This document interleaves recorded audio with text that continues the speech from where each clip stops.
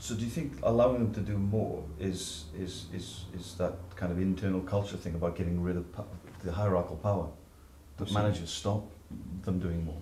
Yeah, I mean the question's kind of the wrong question. The question is a command and control question. You see, the word allow presupposes there's a manager around somewhere. Yes. No, it's a design issue. Right. You design the system against demand.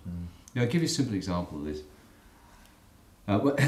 If you watch the DVD at the show last year, you'll see Friends Provident and others talk about this, that they would say it kind of like this, that they used to take people off the street and train them for 5 weeks in how to handle work over the phone.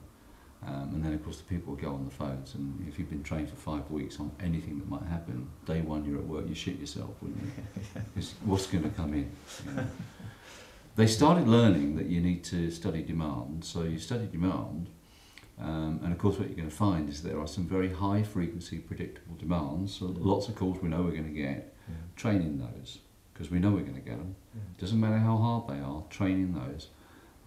And the training course has been cut from 5 weeks typically to 2 weeks.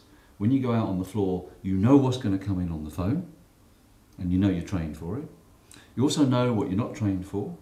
So when you get one of those, you put up your hand, someone helps you or takes it off you, you watch.